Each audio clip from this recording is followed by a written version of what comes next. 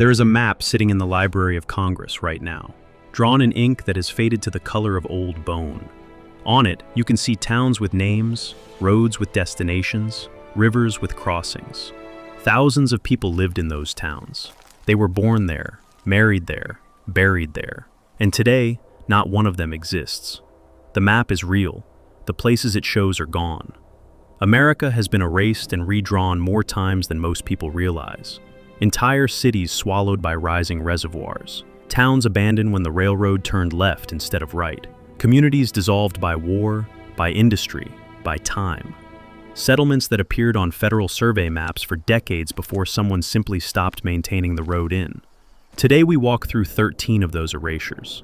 We will stand in a square that held 1,000 residents and is now 30 feet underwater. We will trace the outline of a street grid that exists only in a surveyor's ledger. We will find the places where America practiced being America, then quietly gave up. First, a city of 60,000 people that vanished beneath a lake most tourists have never heard of. Then, a capital city that was literally picked up and moved, leaving the original site to sink back into the swamp. And finally, a settlement that appeared on official United States government maps for over 40 years and almost certainly never existed at all. A ghost that fooled the federal government for nearly half a century. Deep breath, let's go. 13. There is a corner of the Appalachian Highlands in Tennessee where the water is very cold and very still. And on certain winter mornings when the reservoir drops a few feet, you can see the ghost of a road running straight into the surface and disappearing. That road used to go somewhere. It used to go to Loyston. The Loyston that sank sits in the footprint of what is now Norris Lake, the first major reservoir built by the Tennessee Valley Authority. The year was 1936. The New Deal needed a showpiece dam. The people of Loyston, over 3,000 of them across the surrounding valley, were given notice. Leave. Within months. Loyston had been a functioning community since the 1780s. Churches, a post office, a school with a bell tower visible from 2 miles away. The residents weren't offered a negotiation. They were offered a date. Federal appraisers walked through homes with clipboards, assigned values, and moved on. Many families received less than $500 for land their families had held for 4 generations. Today, Norris Lake is one of the clearest bodies of water in the eastern United States. Recreational boaters anchor above the old town square on summer weekends without knowing it. And in drought years, the lake drops enough to expose the stone foundations of Loyston's original mill building, granite blocks fitted without mortar, still holding their shape after 90 years underwater. Here is the detail that never makes the history books. Before the reservoir filled, the TVA required all graves in the flood zone to be relocated. Workers moved over 5,000 individual burials across the valley. Some families were present to watch, some were not. A few of the grave markers, small limestone tablets with hand-carved names, were moved to the wrong plots. Historians still don't know which names are correctly placed and which are not. The strangest thing about Loyston is that it is perfectly preserved and completely unreachable at the same time. The water isn't toxic. The town isn't radioactive. It is simply gone in the most ordinary way possible, covered by progress, sealed by depth, remembered only by the people whose grandparents were the last to leave. Loyston didn't vanish. It drowned quietly, while the government called it an improvement. And Loyston isn't the only town Tennessee Valley Authority sank. But the next place on this list never gave anyone the chance to leave. 12. The map calls it Cahaba. The post office, the county records, the 1820 federal survey, all of them confirm it. Cahaba was the first permanent capital of the state of Alabama, a planned city at the junction of the Alabama River and the Cahaba River, drawn on a grid like a smaller Washington. Streets named for patriot heroes, a state house with a proper foundation, and a flagpole tall enough to see from the river. The drowned capital sits on low ground, and it turns out that was always the problem. The rivers flooded in 1825, then again in 1832, then again until the legislators simply got tired of shoveling mud out of the Capitol building and voted to move the capital to Tuscaloosa, then to Montgomery. Cahaba was left behind like a party guest nobody told the gathering had ended. What happened next followed a pattern that repeats itself throughout this list. Without government money and without political relevance, Cahaba slowly unlaced itself. By 1850, the population had dropped to fewer than 500. By 1870, the Civil War had passed through twice, leaving the street grid standing, but the people mostly gone. By 1900, the Cahaba River had claimed several of the old capital area streets entirely, and the surveyor's perfect grid existed more on paper than on the ground. Today, the site is managed as Old Cahaba Archaeological Park. If you walk the grounds on a clear day, you can see the depressions where the original streets ran, long, shallow channels through the grass where generations of feet wore down the soil and it never fully recovered. The artesian well in the center of town still flows. It was flowing when the legislators voted to abandon the city. It is flowing today.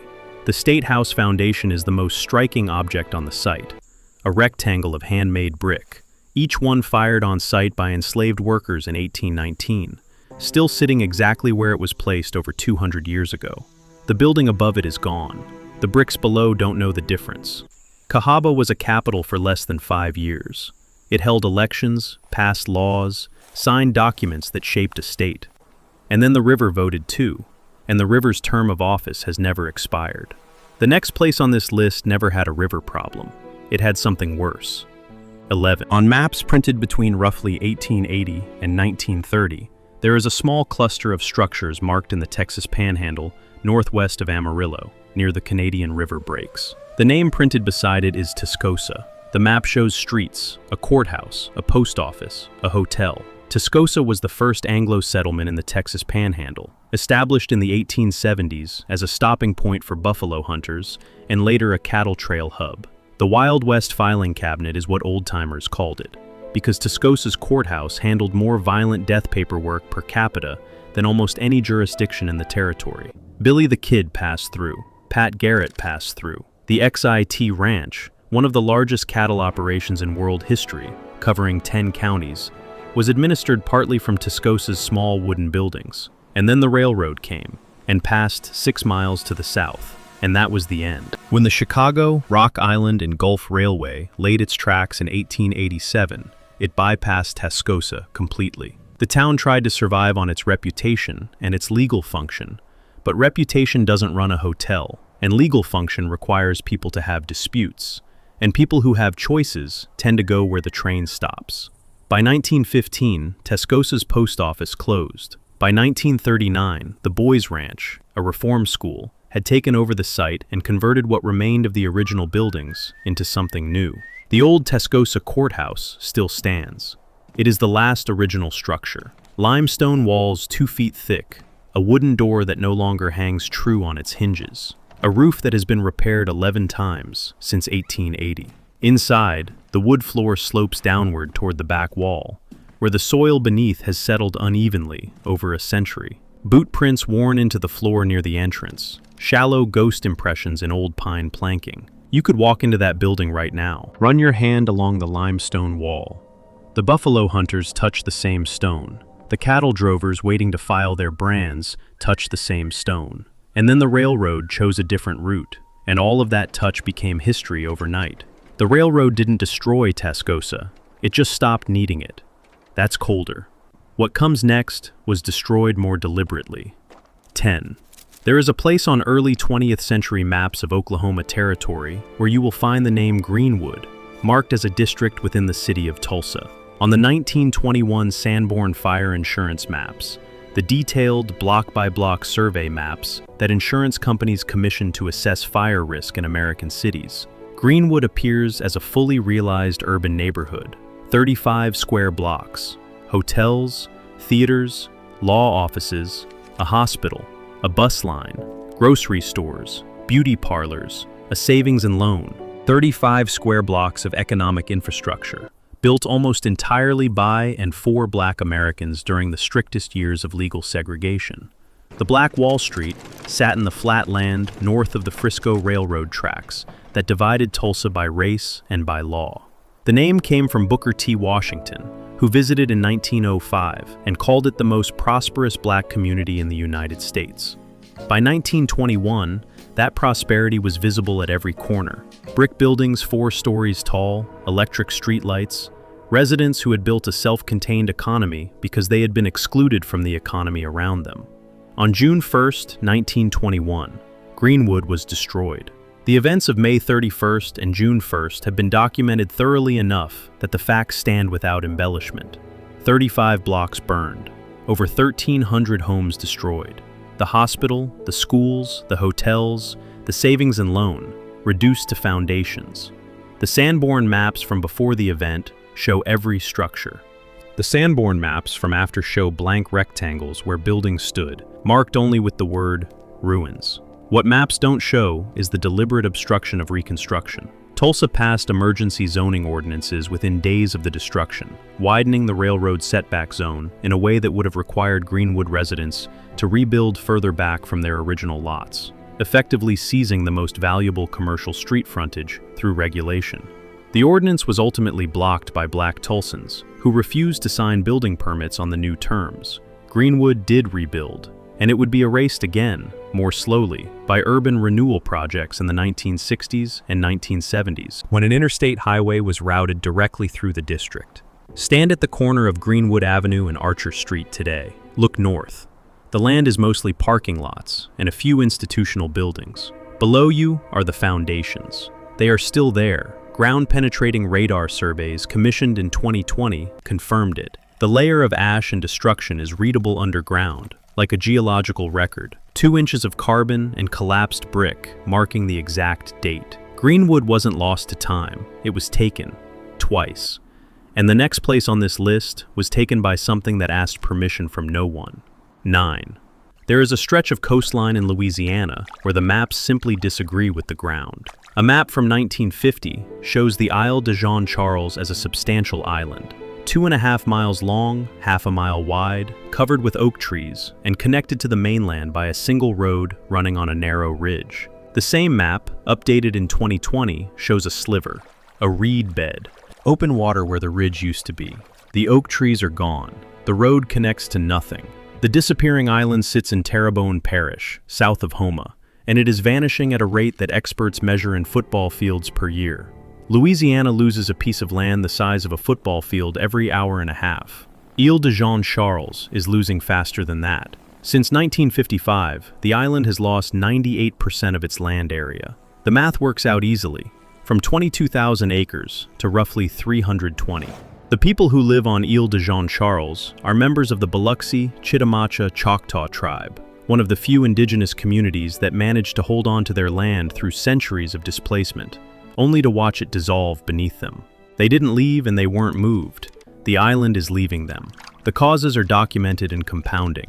The Mississippi River, controlled by levees since the 1930s, no longer deposits sediment across the delta. The sediment that used to rebuild what storms eroded simply doesn't arrive anymore. Oil and gas drilling in the surrounding marshes accelerated subsidence, the slow sinking of the land itself as underground material is removed. And sea levels rise approximately 1/3 of an inch per year in this region, twice the global average. The Volkswagen-sized chunks of marsh that break off the island's edges and float away are called floatants. Local fishermen have watched them drift past for 30 years. Some of the older residents remember when the floatants were small and occasional. Now they are constant. In 2016, Isle de Jean Charles became the site of the first federally funded climate relocation in United States history. The state of Louisiana received $48 million to help move island residents to higher ground. Some families went, some refused. A handful of elderly residents said they would stay until the water came for them personally, and the water is patient. Future maps will not show Isle de Jean Charles at all. The cartographers know this. They are already writing the notation, submerged. But the next place on this list was never meant to survive in the first place. It was built to extract something and then disappear. 8. On mining survey maps of Michigan's Upper Peninsula from the 1910s and 1920s, there is a town called Freda, mapped with careful detail along the shore of Lake Superior. Company housing, a schoolhouse, a company store, a stamp mill perched on the cliff edge where the rock face drops straight into the lake. Freda was built by Copper Range Company to house the workers who processed ore from the nearby Champion copper mine. The company town, hanging over the water, sits on a narrow shelf of land between the Trap Hills and Lake Superior's south shore, accessible only by a single road that winds down through birch forest. At its peak, around 1915, Frida held over 1,000 residents in tightly packed houses that the company owned and the workers rented. You worked for Copper Range. You lived in a Copper Range house. You bought food at the Copper Range store. Your children attended the Copper Range school. The copper ran out in 1967. Copper Range closed. And in an outcome that was perfectly predictable and completely planned, the company took its infrastructure and left. The company store closed. The company school closed. The water system, which was also company-owned, was shut off. Workers who had rented their entire lives had nothing to own and nowhere to go. What remains today are the foundations and a few surviving structures, a red-painted stamp mill building still clinging to the cliff, missing its roof and most of its walls. The heavy timber frame charred black at the ends, where rot and weather met iron bolts. The cliff below it is stained green and copper red from 100 years of mineral runoff. In winter, ice forms on the cliff face in sheets 2 feet thick, pale blue-green where the copper salts have leached through, and the whole rock face glows like something not quite natural in the low winter light. The strangest feature of Frida is the cemetery. It is maintained. The headstones are clean. Families of former residents return every summer to tend the graves of people who built their lives in a town that was never meant to outlast its usefulness. The living make an annual pilgrimage to a place that exists in their memory and on old maps and almost nowhere else. At the cliff edge, if you look down on a still day, you can see the ruins of the old dock where ore boats loaded. The dock is partially submerged. Lake Superior is clear enough that you can see the timbers below the surface, dark and preserved in the cold, fresh water, still connected to the cliff by the iron spikes that someone drove in a century ago. They built the town to be temporary. The lake kept what was left. The next location was also planned with an ending in mind, but the ending took everyone by surprise. 7. There is a place in Arizona where the town grid is still perfectly visible from above. Not as ruins, not as foundations, but as a shadow pressed into the desert floor. Darker lines of compressed earth running at right angles across the pale caliche. The pattern of streets and lots maintained by 100 years of rain draining into the old impressions. The town of Gleason still appears on county maps. It has a zip code. 12 people live there. The desert skeleton sits in the Dragoon Mountains, east of Tombstone, and at its height in 1909, Gleason held over 500 residents and a copper and turquoise mining operation that shipped ore by mule train to Pierce, then by rail to the smelters at Douglas. The main street had a post office, a hospital, a jail, saloons, a school. Standard frontier mining town, built fast, lived hard, planned for nothing beyond the next ore strike. The mine gave out in the 1930s. The population drained away by the same logic as every company town. But Gleason left an unusually complete record. The fire of 1912 destroyed the wooden commercial district, and it was rebuilt in adobe. Adobe lasts longer than wood in dry climates, which is why the ruins here are so substantial. 2 walls of the old jail stand 8 feet high. The strap hinges for the cell doors still visible on the interior face, bent outward from decades of desert wind pulling at nothing. The hospital foundation is a long L shape in the creosote brush, terracotta floor tiles still in place inside, the grout stained rust orange from iron in the local water. Here is what makes Gleason different from every other ghost town in the Dragoons. Gleason had a turquoise mine.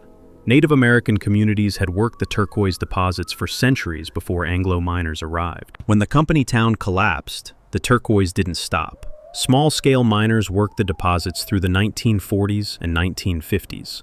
And now, decades later, jewelry collectors and rockhounds know Gleason District turquoise as one of the most distinctively patterned varieties in the Southwest, a dark matrix against bright blue-green stone that you will not find anywhere else. The town is gone. The stone it sat on still bears its name. If you drive to Gleason today, you will pass a hand-painted sign on a sheet of plywood, leaned against a fence post. It reads, Population 12. The number appears to have been amended at some point, a previous digit scraped off and painted over. No one left a record of what the previous number was. 12 people maintaining a zip code in a town that maps still show. That's either stubbornness or loyalty, and it's hard to know which. But Gleason at least had real people. The next entry on this list may not have had a single one. 6. Open any major atlas of the United States printed between 1850 and 1900, and look at the territory that is now the state of Nevada. Somewhere in the central region, in the basin and range country east of the Humboldt Sink, you may find a city marked in the same typeface as Reno and Carson City. The name is Lovelock. Then, on older maps, a different name in the same region, Unionville. Then, on maps from an earlier period still, a name that has puzzled historians for decades, Humboldt City. Humboldt City appeared on federal survey maps in the 1860s. It was described in the survey reports as a community of several thousand miners working silver deposits in the Humboldt Range. Congress allocated mail route funding for it. A post office application was filed for it. And then, when investigators actually visited the coordinates given in the survey reports, they found a canyon. A few prospectors' camps. No city. No several thousand miners. No streets. The phantom municipality that fooled the federal government for 40 years has several competing explanations. The most plausible is straightforward fraud. The survey was conducted during the Nevada Silver Rush, when inflated population figures could attract investment capital and trigger federal infrastructure spending. Surveyors and their backers had financial incentives to report larger, more developed communities than actually existed. The more unsettling possibility is that Humboldt City was real for a season or two, a tent camp that swelled during a promising ore strike and then collapsed when the strike failed, and that no one thought to remove it from the maps because no one was systematically auditing the accuracy of frontier surveys. Either way, the federal government funded a mail route to a city that may never have existed. The mail carriers presumably knew. The Postmaster General presumably did not. And for 40 years, official United States government cartography showed a city at coordinates that contained, at best, a canyon and a handful of cold campfires. Here is what makes this haunting beyond the fraud itself. Somewhere in the National Archives, there is paperwork for Humboldt City, mail route authorizations, population estimates, possibly a plat map showing its planned streets. Official government documents for a place that in all probability was never there. If you look at the coordinates today on satellite imagery, you see basin and range terrain, ridgeline, alluvial fan, scrub. The canyon is there. The city isn't. It never was. A ghost town is usually a place that was real and became empty. Humboldt City may have been empty to begin with. The next place was undeniably real, and then it was moved. 5. There is a plot of land in upstate New York. Flat, agricultural, unremarkable, where if you dig 6 inches into the soil in the right location, you will find a layer of burned timber, charcoal, and brick fragments. This is the archaeological signature of a building that existed, was used, and was burned or demolished. The land is now farmland, owned by private individuals, with no marker and no recognition. The building that left this underground record was the original town hall of New Philadelphia, a planned community established in the 1830s that was abandoned before it was completed and then quietly erased from the maps. New Philadelphia, not to be confused with the Illinois site of the same name, was platted in 1836 by a land speculator who published an illustrated map showing a full town grid, 40 blocks, a central square, a canal terminus, a proposed rail connection. The map was printed and distributed in New York City as a real estate prospectus. Investors bought lots. One church congregation purchased a block for a planned meeting house. The canal was never dug. The rail connection was never built. The land speculator took the proceeds from lot sales and moved to a different state. This was a common practice in 1830s America, so common that it had an informal name among investors, a paper town. Paper towns represent one of the most systematic forms of cartographic fraud in American history.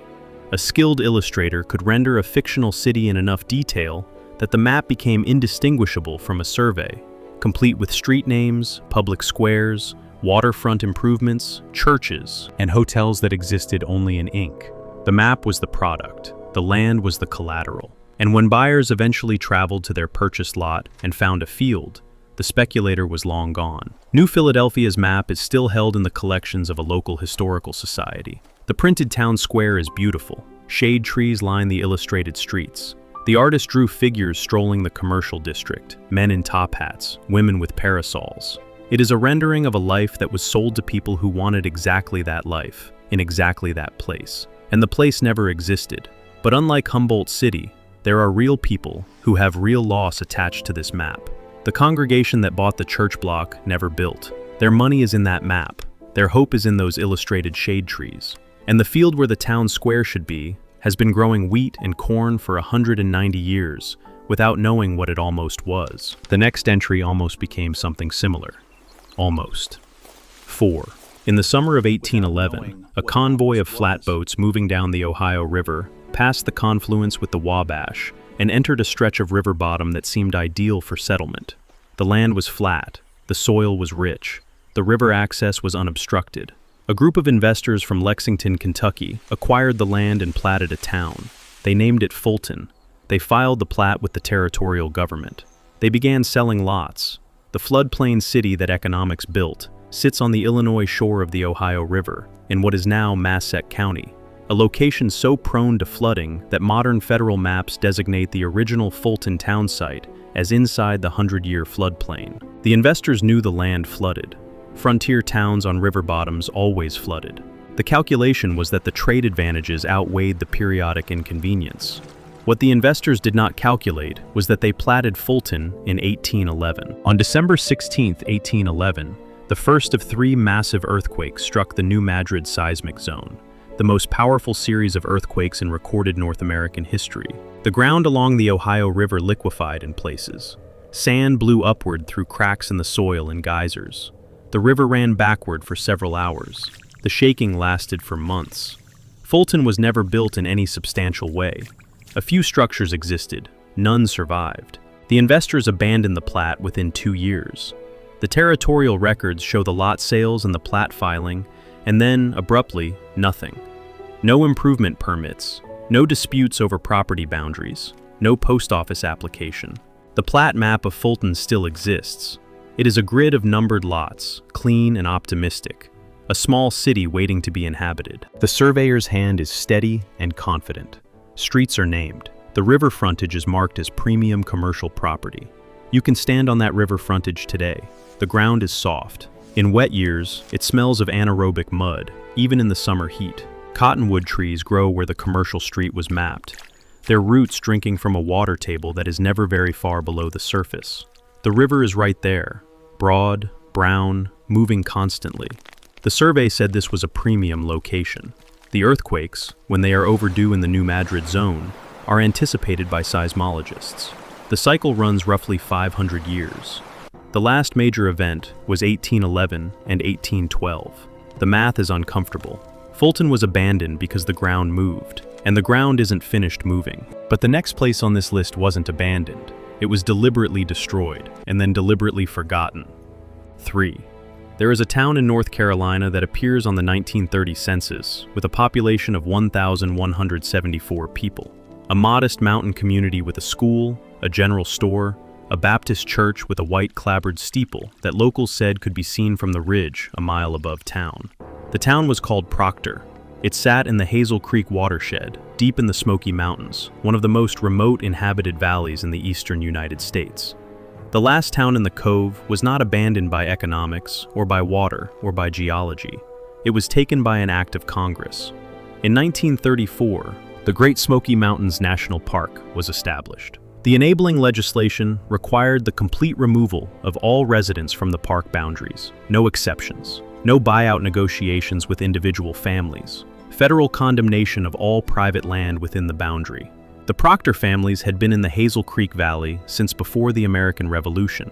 Some family cemeteries dated to the 1790s. Families that had never needed or wanted contact with the outside world suddenly received notices of condemnation from a federal agency many of them had never heard of.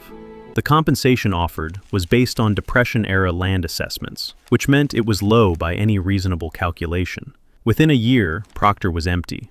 The National Park Service initially left the buildings standing, but vandalism and fire degraded them quickly in the humid mountain climate. By the 1950s, the structures were mostly gone.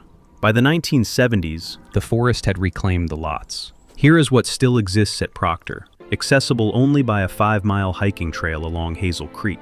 The concrete foundation of the Calhoun House, the largest residence in town, sits in a forest clearing where the living room floor is now a meadow of wood sorrel and fern. The chimney of the cable mill stands to its original height, 20 feet of hand-fitted stone, square and solid, in a gap in the trees where the mill pond used to be. The mill pond is gone. The chimney has no building around it. It stands in the forest like a monument to a function that no longer exists. And the cemetery above town. The National Park Service maintains the cemeteries inside park boundaries. There are over 110 of them in Great Smoky Mountains National Park alone. The Proctor Cemetery has over 60 graves. The headstones are sandstone, which weathers faster than granite, and some of the older inscriptions are becoming unreadable. One grave marker, dated 1887, shows only a last name and a first initial. The full name will be gone within another generation of weather. Somewhere in a National Park Service records room, there is a file on Proctor with the names of everyone who received a condemnation notice. That file is public. Your ancestors may be in it if they were mountain people who came east before the park came west. The national park draws 12 million visitors a year. Most of them drive the main road and stop at the scenic overlooks. Almost none of them know that below the forest canopy, there are over 110 cemeteries full of people who did not choose to leave. Proctor isn't a ghost town. It's a neighborhood that was absorbed into a park and never acknowledged after. But the next place wasn't absorbed. It was the center, and what happened to it was the center of something much larger. 2. In 1817, the year that Mississippi became a state, a survey team was dispatched to establish the official capital of the new state. They chose a site on the Pearl River, high ground by the standards of the river bottom, accessible by boat, centrally located relative to the state's population. They named it Madisonville, then renamed it Columbia, then finally settled on Lafleur's Bluff, after the French-Canadian trader Louis Lafleur, who had operated a trading post on the site. The legislature renamed it Jackson in 1822 for Andrew Jackson. But here is what the commemorative markers in Jackson, Mississippi do not mention. The city that stands today is not in the location that the 1817 survey team recommended. The survey team recommended a site 2 miles north of the current city center, on ground that is measurably higher and less prone to the flooding that has plagued downtown Jackson throughout its history. The state legislature overruled the surveyors based on the location of Lafleur's existing trading post infrastructure, the wharves, the warehouses, the existing road, and placed the capital on lower ground. The original Jackson that was never built sits on a ridge north of the current city, now covered with residential neighborhoods from the mid-20th century. The ridge is visible. If you drive north on State Street from downtown, you can feel the road climbing as you leave the original city center. The surveyor's preferred site is now a neighborhood of brick ranch houses and overgrown lots. This matters because Jackson, Mississippi has experienced catastrophic water infrastructure failures in recent years. Failures rooted directly in the low-lying position of the city's core water treatment infrastructure.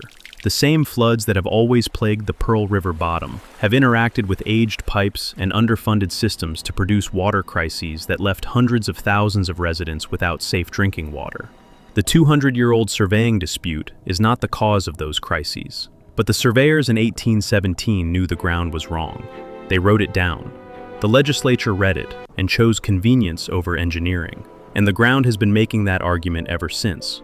On the 1820 Federal Survey map of the Mississippi Territory, you can see both sites marked. The recommended site is annotated with elevation measurements. The actual capital location is marked simply with the name. 2 lines of ink, 2 futures, and the legislature chose the lower one. The Pearl River still floods. Downtown Jackson still sits in the flood path. And the ridge 2 miles north, where the surveyors wanted to build, is quietly dry. 200 years of being right about the water, and no one ever came back to say thank you. Now, before we get to first place, the entry that rewrites how you think about American maps entirely, understand that everything we have seen until now involves places that were real. Towns with people, cities with governments. The next entry is in a different category. What happens when the map itself is the lie, and the lie lasts long enough to become history? 1. Open the 1886 United States Geological Survey map of the Dakota Territory. In the central western section, between the Grand River and the Cannonball River, you will find a settlement marked with a dot and a name, Moreau City. The cartographer has given it the same symbol as other established towns in the territory, a dot of consistent size, suggesting a population center of some significance. Surrounding it are the surveyed township lines, the range markers, the elevation notations. Everything official, everything precise. Moreau City does not exist. It never existed. And the story of how a non-existent city appeared on federal maps, remained on federal maps through multiple revision cycles, was cited in land grant applications, appeared in newspaper advertisements for Dakota real estate, and ultimately vanished from the cartographic record without explanation or correction. That story is one of the most complete examples of American frontier cartographic fraud on record. The invented city of the Dakota Plains first appeared in print around 1882 in the promotional literature of a Yankton-based land company. The literature described Moreau City as a growing community near a proposed rail junction, with a hotel, a post office, and several hundred residents. None of this was verified by the territorial government. Verification was not standard practice. The land company filed a plat map with the Territorial Recorder's Office, a hand-drawn grid with street names and numbered lots, and the map was accepted and recorded as official. When the United States Geological Survey conducted its regional mapping of the Dakota Territory in the mid-1880s, it incorporated data from territorial recorder offices as a matter of efficiency. The surveyors were covering enormous ground quickly. They were not conducting ground truth verification of every settlement reported in the records. Moreau City's plat was in the record. The coordinates were provided. The name went on the map. Here is where it compounds. Once a settlement appears on a federal geological survey map, it becomes a legal reference point. Land grant applications in the surrounding area began citing proximity to Moreau City as a geographic descriptor. At least 3 homestead claims filed with the General Land Office between 1884 and 1889 described the claimant's land as being within a certain distance of Moreau City. The fictional settlement is acting as a geographic anchor for real legal documents establishing real property rights that real families depended on. The land company sold lots in Moreau City for 2 years. Buyers received certificates describing their purchased lot by block and lot number, referencing the recorded plat. Some of those buyers were recent immigrants with limited English, purchasing land in a territory they had never seen based on maps and promotional documents that described a city where none stood. The physical coordinates of Moreau City are a piece of Dakota prairie. The Grand River and the Cannonball River both flow in the region, real rivers on real ground. The terrain at the marked coordinates is rolling shortgrass prairie, the kind of land that looks exactly as it always has. Grass moving in the wind, a horizon that seems slightly too far away, the sound of nothing in particular. No foundations, no street depressions, no artesian well still flowing. Nothing that confirms anyone was ever there. In 1891, the successor territorial government of South Dakota conducted a review of land records in anticipation of statehood paperwork. Moreau City appeared in the records review. A notation was made, not found upon inspection. The notation is still in the archive. That is the entire official acknowledgement that Moreau City was ever investigated. 4 words, not found upon inspection. No fraud investigation, no prosecution, no restitution to the people who bought lots in a city drawn in ink on paper in a Yankton office, and then placed on a federal map where it fooled surveyors, land clerks, and homesteaders for nearly a decade. After statehood, the USGS revised its South Dakota maps through several editions. Moreau City disappeared from the maps between 1892 and 1895. No correction notice, no amended survey. The city was simply not on the new edition, in the same silent way that a name disappears from a guest list when no one wishes to explain the absence. There are families today, descendants of those immigrant homesteaders, whose legal chain of title to land in South Dakota references Moreau City in the original conveyance documents. The city they never visited, the city that was never there. It is in their paperwork, fixed in the legal record the way a pressed flower is fixed in a book, permanent and dry and disconnected from any living thing. You cannot visit Moreau City. You cannot stand in its town square. You cannot find the foundation of the hotel or the outline of the post office in the grass. But you can find the original plat map in the South Dakota State Historical Society archive. The ink is still clear. The street names are readable. The numbered lots are there, each one sold, each one empty, each one someone's hope for a life in a new country, purchased from a map of a city that existed only on the map. The cartographers moved on. The buyers didn't get to. This is the deepest truth that old American maps carry. They were not just records of the land. They were promises. And some of those promises were made by people who never intended to keep them.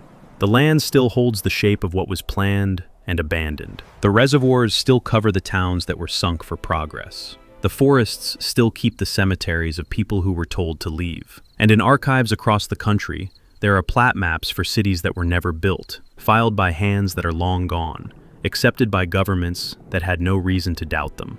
13 maps, 13 erasures, some by water, some by economics, some by fire and condemnation, some by deliberate fraud. But all of them share one quality that maps cannot convey.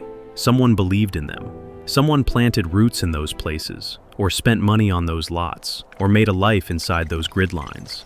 And then the grid lines moved, or flooded, or burned, or turned out never to have meant anything at all. The most interesting question these maps leave behind isn't where those places went. It's which places on today's maps will raise the same question in 100 years. Which of them would you be willing to bet on? Isle de Jean Charles, still disappearing at this moment, or the places marked on current maps that may already exist only in ink? If these 13 erasures changed how you look at a map, tell someone else about them. That's how lost places stay remembered.